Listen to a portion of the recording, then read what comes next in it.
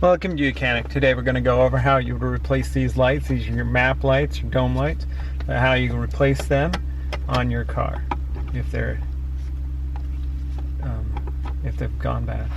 Just take a small screwdriver very gently and pop it down.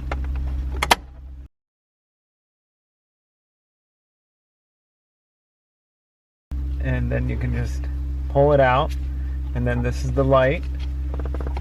And if you just push the clip,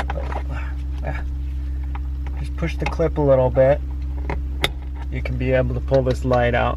And then you would go ahead and get a new one of these lights. These are little torpedo lights. So you would get a new one at the auto parts store, then you would just take it and put it back in the one edge. Just press it in there, lock it in. If you want to double check before you put the cover back on, you just push this little button right here, and that's how you replace your dome light on, or the map light is what they call it. Now you've got tabs. You're going to want to put those tabs in first up top here, and then snap the backs on, and that's how you replace the map light. Now we've got the dome light back here. We'll go how you do that. So to replace this back dome light is the same concept. Very small screwdriver.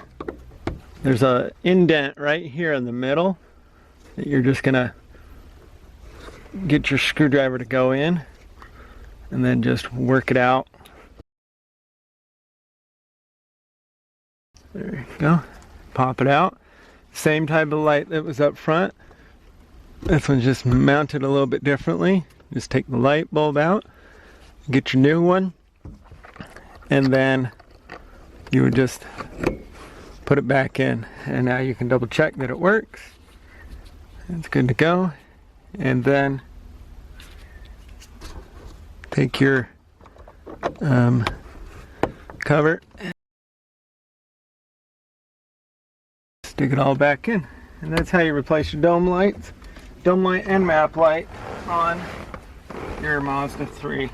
Thanks for watching YOUCANIC, where you can be the mechanic.